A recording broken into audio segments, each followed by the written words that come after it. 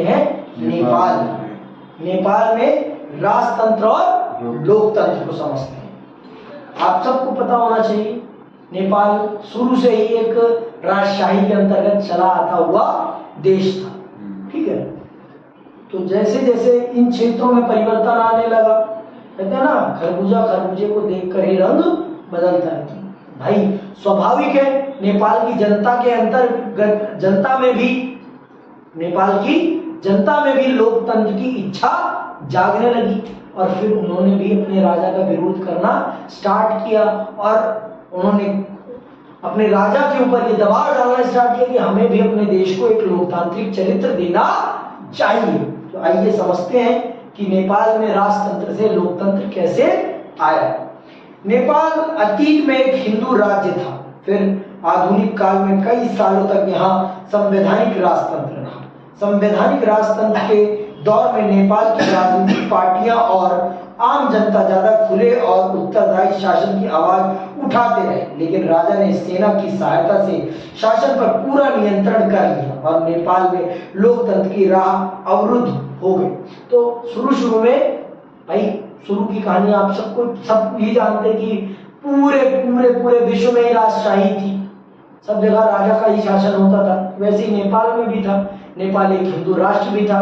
जब इधर के देश लोकतांत्रिक होने लगे तो राजा ने अपनी सत्ता को बचाने के लिए अपने शासन को क्या बना दिया, लोकतांत्रिक राजशाही कायम कर दिया कि जनता को अधिकार दे दिए पर अपने आप को ही शासन का केंद्र बिंदु बनाए रखा। और सेना थी भाई, सेना के बलबूते पर राजा ने अपने विरोधियों को पूर्ण रूप से कस के रखा और लोकतंत्र के लिए उठने वाली आवाजों को दबा दिया।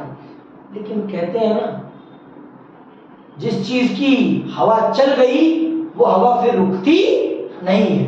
तो क्या होता है सुनो। एक मजबूत लोकतांत्रिक समर्थन आंदोलन की चपेट में आकर राजा ने 1990 में नए लोकतांत्रिक संविधान की मांग मान ली।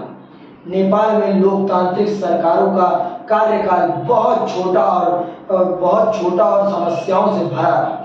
1990 के दशक में नेपाल के माओवादी नेपाल के अनेक हिस्सों में अपना प्रभाव जमाने में कामयाब हुए। माओवादी राजा और सत्ताधारी अभी जन के खिलाफ सशस्त्र विद्रोह करना चाहते थे। इस वजह से राजा की सेना और माओवादी गुरिल्लों के बीच हिंसक लड़ाई छिड़ गई।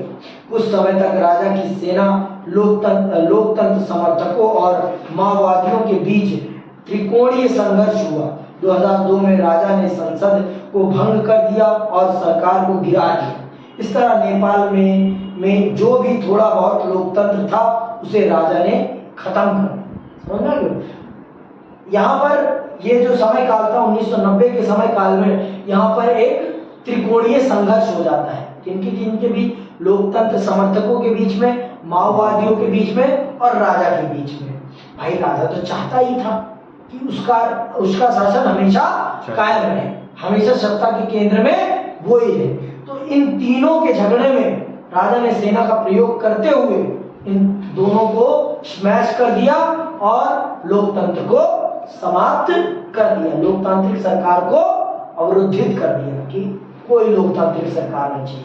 अगर आपस में देश में ऐसी लड़ाई होती रहेगी तो हमें किसी भी प्रकार की लोकतांत्रिक सरकार की कोई जरूरत नहीं है।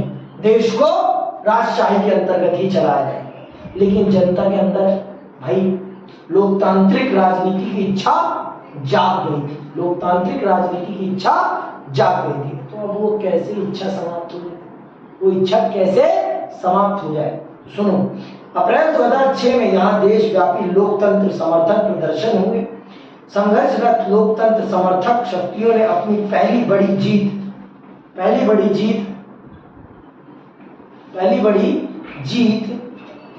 जीत हासिल की जब राजा ज्ञानेंद्र ने बाध्य होकर संसद को बहाल किया। इसे अप्रैल 2002 में भंग कर दिया गया था।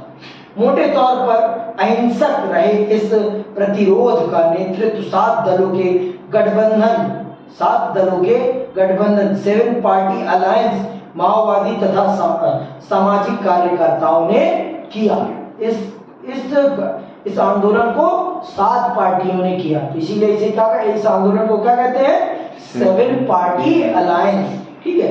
नेपाल में लोकतंत्र की आमद अभी मुकम्मल नहीं हुई, मतलब अभी वो उस प्रक्रिया में है, लोकतंत्र को स्थापित करने की प्रक्रिया में है। अब तो हो गई है, अब तो हो गई है। 2023 में अच्छे से लोकतांत्रिक तौर पर अब नेपाल चलने लगा है। लेकिन जिस प्रकार से इंग्लैंड में राजा रानी के पद को सुरक्षित रखा गया है, सर्वोच्च माना गया है, वैसे ही नेपाल ने भी अपने देश को संवैधानिक रूपरेखा तो प्रदान कर दी है, लोकतांत्रिक रूपरेखा तो प्रदान कर दी है, लेकिन उसके साथ उन्होंने राजा रानी के पद को भी सुरक्षित रखा है। अपने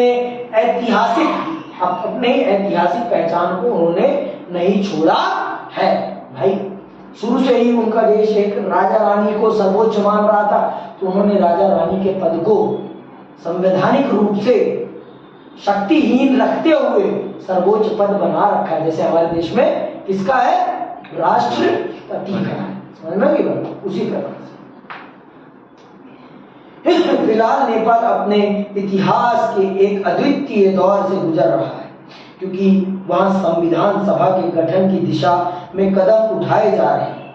यह संविधान सभा नेपाल का संविधान लिखेगी। नेपाल में कुछ लोग अब भी मानते हैं कि अलंकारिक अर्थों में राजा का पद कायम रखना जरूरी है, ताकि नेपाल अपने अतीत से जुड़ा रहे।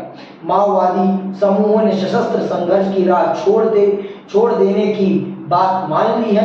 माओवादी चाहते हैं कि संविधान में मूलगामी सामाजिक आर्थिक पुनर्संरचना के कार्यक्रमों को शामिल किया जाए। 7 दलों के गठबंधन में शामिल हर एक दल को यह बात स्वीकार हो, ऐसा नहीं लगता।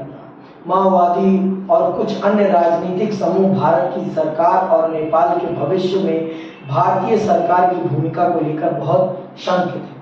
शंकित इसलिए है, देखो मतलब भारत के ऊपर ये लोग शंका करते हैं, मतलब इनको भारत सरकार पर भरोसा नहीं है, कि ये लोग सोचते हैं कि कहीं भारत हमें हड़प न ले, क्योंकि भारत के पास बहुत बड़ी सेना है उनके मुकाबले में। तो इनका ये भारत को एक शक की दृष्टि से देखते हैं। ठीक है, तो आज के लिए बस इतना ही, यहीं तक। अब हम अगली क्लास में नेपाल को समझेंगे। यहीं आज के लिए यहीं समाप्त करते हैं। जय हिंद, जय भारत।